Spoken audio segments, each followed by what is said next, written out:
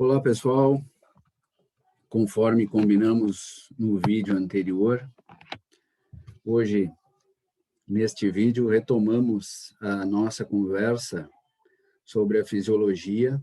Como eu disse para vocês, de certa forma, é uma continuação, né, da fisiologia 1, porque não há como a gente separar, por exemplo, sistema nervoso, sistema endócrino, que nós vimos no semestre anterior, do sistema urinário, né?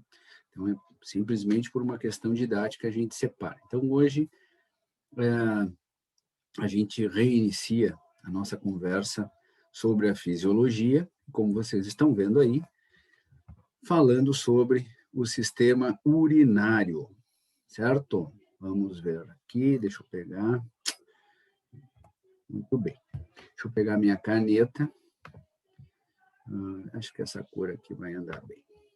Bom, vocês estão vendo aí citadas as principais razões pelas quais é importante que a gente estude, conheça um pouco, tenha uma noção da fisiologia do sistema urinário. Porque o que vocês estão vendo citado aí são as principais, ou pelo menos as mais conhecidas, funções dos rins. Tá? Então, a gente fala em sistema urinário, a gente não fala só em rins, né? Os rins, ureteres, uretra, bexiga, então, obviamente, são porções do sistema urinário, vocês sabem disso, já estudaram, né? A anatomia do sistema urinário, mas embora quando a gente pensa na fisiologia, quando a gente fala de sistema urinário, logo a gente pensa, né, o nosso foco principal são os rins, tá? Por isso que eu coloquei aí funções dos rins, ou funções renais, como vocês preferirem.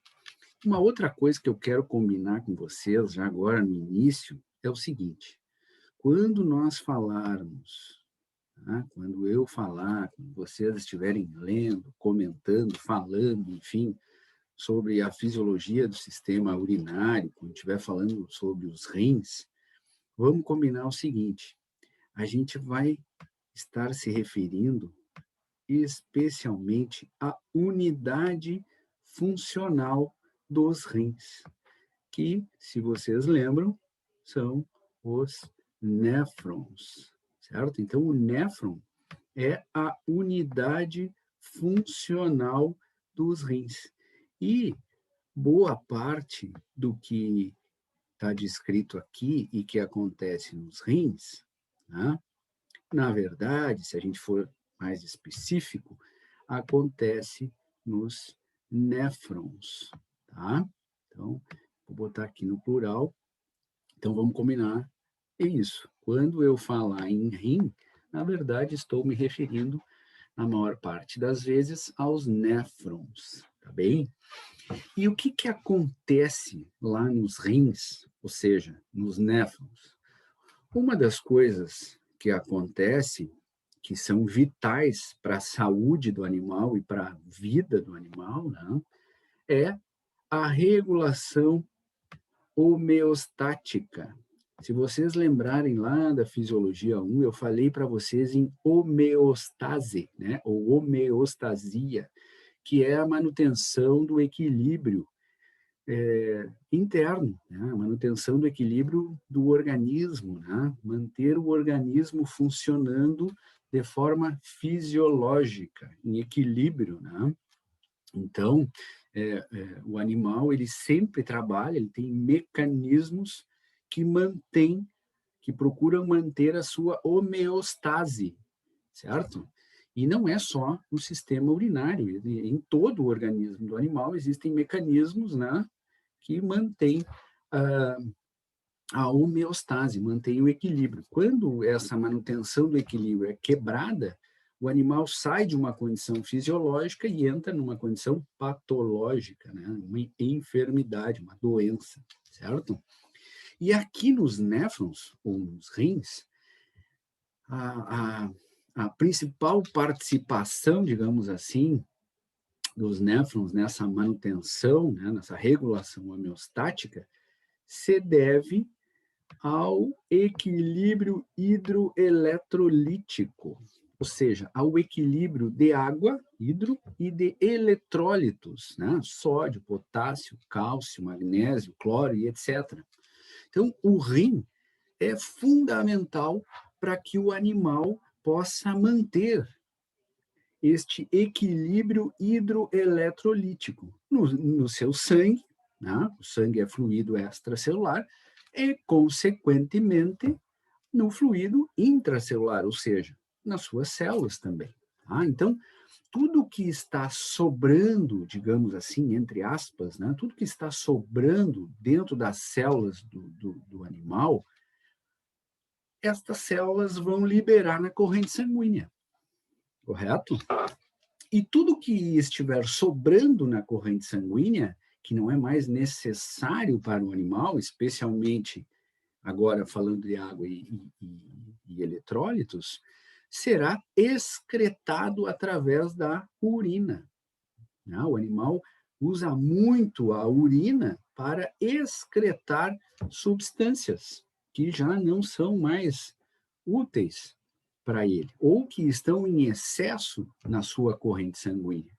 E muitas vezes porque estão em excesso dentro das suas células, certo? Então, tem substâncias, não tem outra forma de uma substância sair da célula para o meio externo, quer dizer, que não for através da urina, das fezes, especialmente urina e fezes, né? Mas aqui nós estamos falando da urina, e alguma coisa também através da transpiração, da respiração, né? Mas principalmente o animal libera essas substâncias para o meio externo através da urina e das fezes. E, obviamente, aqui estamos falando de sistema urinário, estamos falando de urina, tá? Então, os rins são fundamentais para que o animal consiga manter o equilíbrio hidroeletrolítico e, consequentemente, regular, né, a sua homeostase. Uma outra coisa que é fundamental a participação dos rins, ou seja, dos néfrons, é para que o animal consiga manter o seu equilíbrio ácido-básico, né? Também do sangue e, consequentemente, do interior das suas células, né? Porque tudo, repito, tudo que está dentro das células reflete que o animal tem no sangue, né? Certo? E tudo que o animal tem no sangue, de certa forma, também reflete o que tem no fluido intracelular, dentro das células, né? Lembrando para vocês que as trocas entre sangue e fluido intracelular e fluido intracelular e sangue são constantes, né? Nós já vimos isso na fisiologia 1.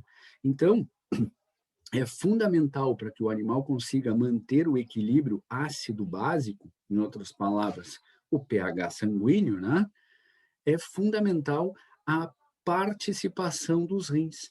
Porque se, por exemplo, o animal se encontra numa acidose metabólica, um excesso de íon hidrogênio, né, na corrente sanguínea, o que esse animal precisa fazer e faz rapidamente? Ele precisa eliminar íon hidrogênio da corrente sanguínea, né, porque ele se encontra em um quadro que há um excesso de íon hidrogênio. Então, ele precisa diminuir o hidrogênio e trazer o íon hidrogênio, né, a concentração de íon hidrogênio na sua corrente sanguínea para o estável, né, para o equilíbrio, certo? Nem alto e nem baixo, que é mais raro de acontecer, mas também acontece. Então, como é que o animal vai fazer com que esse excesso de íon hidrogênio seja eliminado na corrente sanguínea? Muito importante que, através da urina, ele elimine íon hidrogênio, certo? Além de eliminar na urina, ele também vai eliminar através da participação do CO2 e, consequentemente, na eliminação do CO2 na respiração, tá? Mas isso não nos interessa por enquanto, e ele também vai utilizar substâncias tamponantes, né? Substâncias que têm a função de tampões sanguíneos, para tentar neutralizar esses íons hidrogênios na corrente sanguínea, fazendo com que os níveis de íon hidrogênio, então, que estão elevados na corrente sanguínea vão diminuindo, diminuindo, diminuindo até atingir um equilíbrio. Tá? Então, a eliminação de hidrogênio nesses momentos é fundamental para que ele possa manter o equilíbrio ácido básico. Da mesma forma, se houver um acúmulo de substâncias básicas na corrente sanguínea, vai ter que eliminar a substância, né, íon bicarbonato, principalmente, na urina, para tentar diminuir essa quantidade de substâncias básicas, né, e trazer novamente o pH sanguíneo para o equilíbrio, né, que gira em torno de 7,35, 7,45, mais ou menos. Tá? Então, os rins, entenda-se, os néfrons, são fundamentais para a manutenção do equilíbrio ácido-básico também. E nós vamos entender como é que acontece isso. Tá? Eu só estou dizendo que isso acontece. Mais adiante, eu vou mostrar para vocês como isso acontece. Tá? Uma terceira função que está citada aqui é que os néfrons, ou através dos néfrons, né, os rins, excretam resíduos e substâncias estranhas. Né? Então, de novo, substâncias que não são utilizadas pelo metabolismo animal, e quando um animal ingere uma ração, por exemplo, tem muita coisa ali naquela ração, né, que o animal não vai utilizar nem para produzir proteína, nem para produzir carboidrato, e nem vai ser também transformado em lipídios, né? Que estão ali para, de repente, melhorar, tornar aquela ração mais atraente para o animal, né? Para que ele tenha, para que ele se sinta atraído pelo olfato ou pela gustação, às vezes até pela visão, né? Dependendo do animal. Então, tem muita coisa naquela ração que está ali para tornar aquela ração mais atraente para o animal, mas não necessariamente que vai ser utilizada por esse animal para a sua metabolização, né, e a sua transformação em nutrientes. Então, esses resíduos o animal vai eliminar.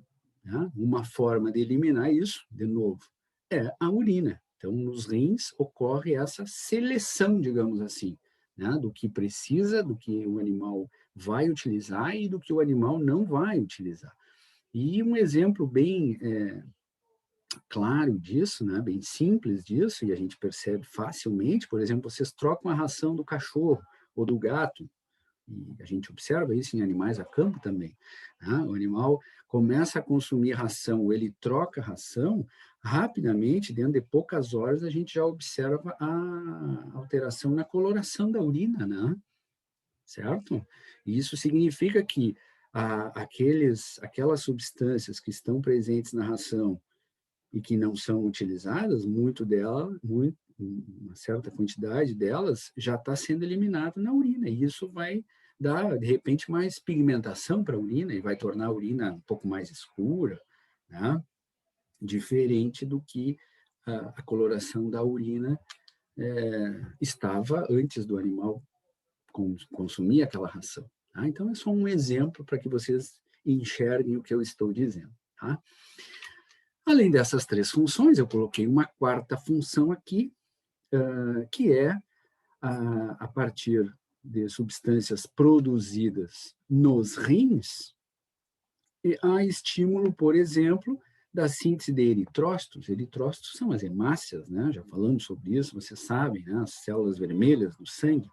A eritropoetina é a substância que é produzida no rim e que vai estimular a síntese de eritrócitos. Então, é uma outra função menos conhecida, digamos assim, mas que existe, é interessante que você saiba. Bom, a nossa conversa nos próximos vídeos, ela vai se concentrar muito, né, na relação com essas três funções citadas aqui acima. Tá? Então, a gente vai entender como é que ocorre essa seleção de substâncias que precisam continuar circulando na urina ou que não, devem ser eliminadas na urina. A gente vai entender como é que os néfrons, como é que os rins fazem essa seleção, como é que ocorre essa seleção, tá certo? Muito bem. Deixa eu limpar aqui para eu poder passar adiante para o próximo slide.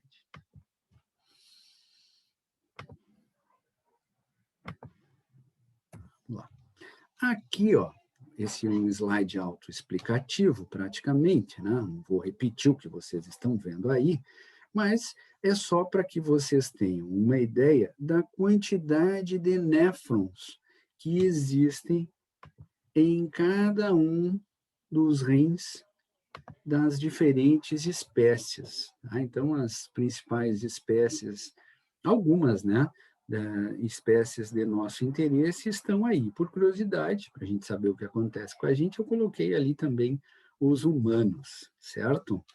Então, aparece aqui, ó, isso sim vale ressaltar, né?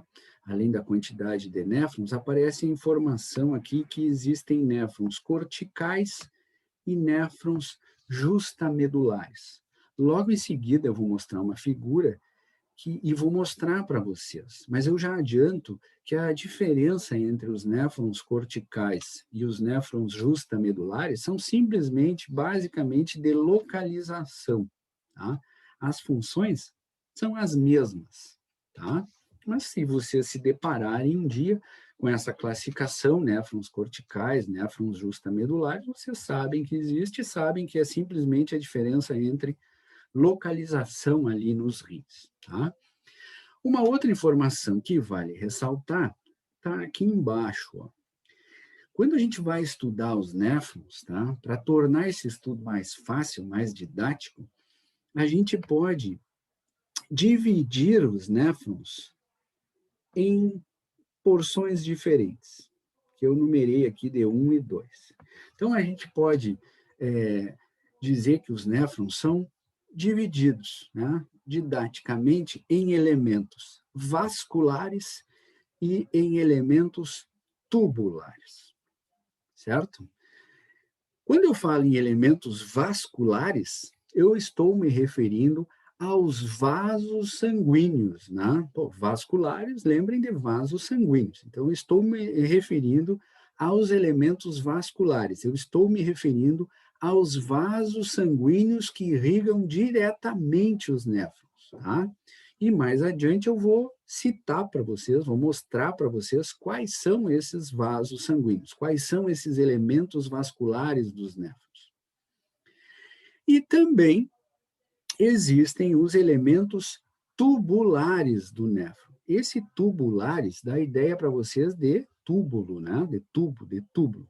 Porque, na verdade, pessoal, talvez vocês já tenham visto na anatomia, ou na histologia, ou em ambas, e lembrem que os néfrons, eles são, na verdade, como se fosse um caninho, tá? Como se fosse um cano, mostrando a caneta para vocês, é como se fosse um cano de PVC desse que a gente vê, tem em casa e tal, vê na rua aí, esses canos brancos de PVC. Imagine que o néfron é um cano, tá? É um tubo, é um túbulo, certo? Daí os elementos tubulares. Então, os néfrons, eles são, digamos assim, porções que tem um lumen, que tem uma luz, né? Porque eles são um cano, eles são tipo um cano. Então, eles têm uma parede e eles têm uma parte central que é preenchida pelo líquido glomerular, certo? Ou fluido glomerular, que é um líquido que tem dentro dos néfrons e que tem uma constituição muito semelhante ao sangue, né? Porque, afinal de contas, maior parte das substâncias que estão na corrente sanguínea, em algum momento, vão ter que sair para a urina. Quer dizer, então, a constituição deste fluido, deste líquido que preenche a luz do néfron é muito semelhante ao sangue, à constituição do sangue. Tá? Certo, pessoal? Então, elementos tubulares vêm daí. Os elementos tubulares são as partes do néfron, as porções do néfron. E essas eu acho que vocês lembram. E eu vou citar também mais adiante para vocês, vou lembrar, né, quais os elementos tubulares, quais as porções do néfron. Tá bem? Vamos adiante. Vocês estão escutando uma musiquinha no fundo aí? É porque está tendo cantoria aqui em casa. Minha esposa e os meus filhos estão cantando ali. Né? É aquela história, enquanto como é que é? A formiga trabalha, né? As cigarras cantam. Mas eles já trabalharam bastante hoje. Vamos adiante. Opa, não passou aqui. Deixa eu ver. Agora sim. Aqui, ó, vocês estão vendo esta figura para que a gente possa se situar. Vocês estão vendo aí representado um rim. Tá? Deixa eu pegar a caneta. Um rim. Então, aí vocês estão vendo, facilmente reconhecem o rim. Vocês estão vendo também, além do rim, vocês estão vendo já a porção proximal, inicial ali do ureter, tá? Certo? Este ureter aqui. Este ureter aqui, obviamente, vocês sabem, vai até a bexiga. Muito bem. Aqui o ureter. Tá. O ureter não nos interessa por enquanto. O que nos interessa é o rim. E aí, vocês conseguem ver facilmente aqui, ó, esta parte mais externa do rim, que aparece mais claro na figura, e que eu estou passando o verde aqui, tá? Este é o córtex renal, ou a região cortical dos rins.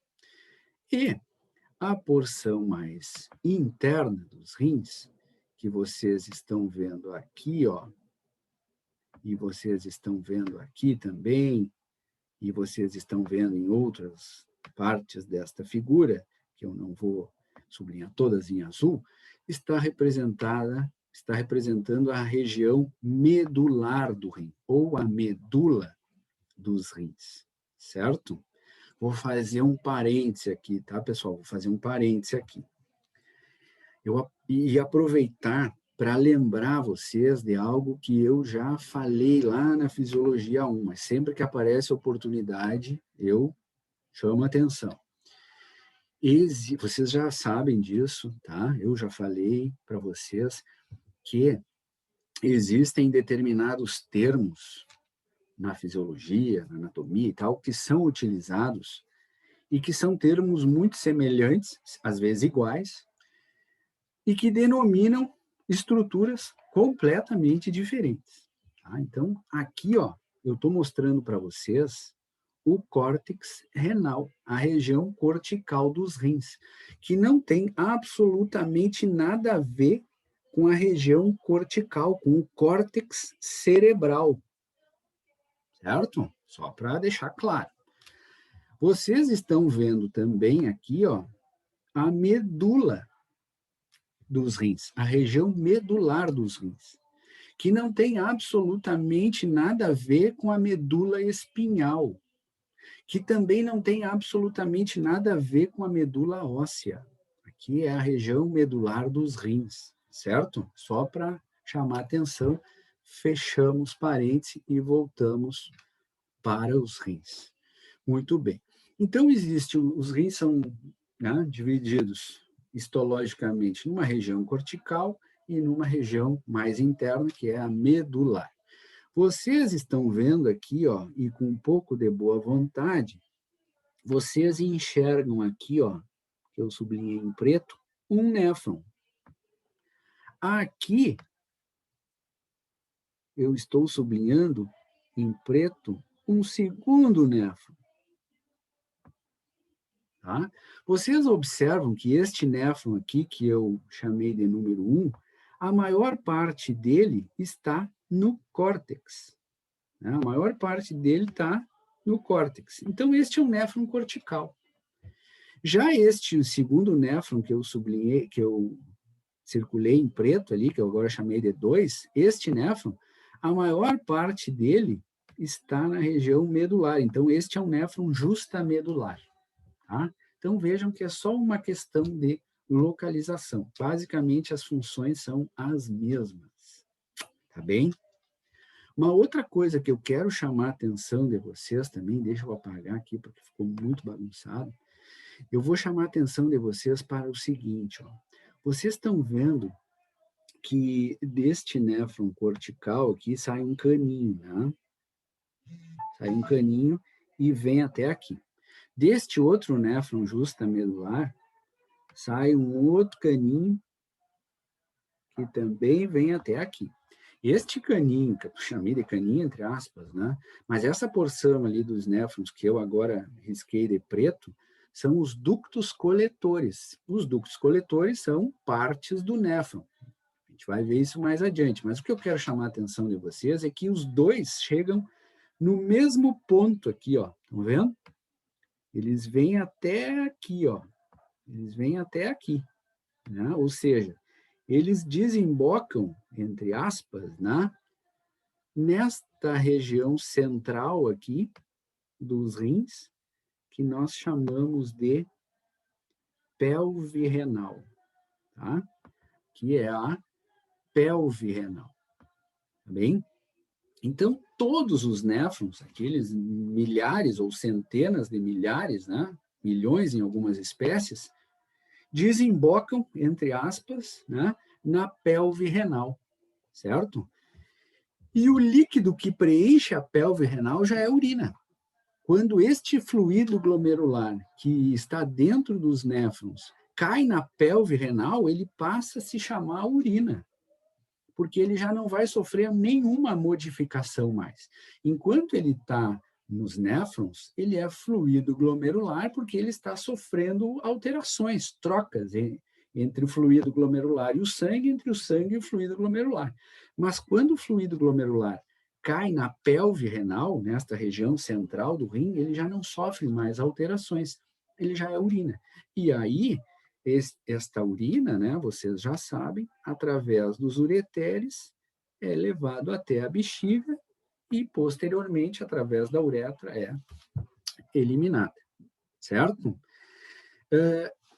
Eu vou voltar a falar disso mais adiante. Só, quem não entendeu vai ter, vai ter novas oportunidades de entender isso aqui, tá? Mas o que eu quero deixar claro é que os néfrons, eles são estruturas tubulares, eles têm uma luz, um lúmen, e esta luz, né, este lúmen é preenchido por um líquido que se chama fluido ou líquido glomerular. Beleza? Muito bom. Vamos adiante. Aqui. Aqui, ó. Deixa eu voltar na figura. Então, aqui, essa janela que vocês estão vendo, esse quadrado que vocês estão vendo aqui, ó, tá? Nós vamos dar um zoom aqui. A gente vai dar um zoom nesta região aqui, tá? Nós vamos aumentar o nosso microscópio aqui, o aumento no nosso microscópio, tá? Então, um zoom nesse quadrado é o que a gente vai ver na próxima figura ali. Tá? Vamos aproximar essa parte aí. E é aqui, ó. Aqui vocês estão vendo, então, né, aquela parte que antes aparecia na janela quadrada, a gente está vendo mais de perto aqui. E aqui vocês conseguem ver, ó, uma divisão bem levezinha entre a região cortical e a região medular, como eu disse para vocês, e ainda vocês conseguem ver claramente, né, aqui a pelve renal. Tá? Aqui eu não vou escrever porque eu vou demorar muito tempo, mas eu vou botar um P aqui, pelve renal, tá? Pelve renal. Muito bem. Então,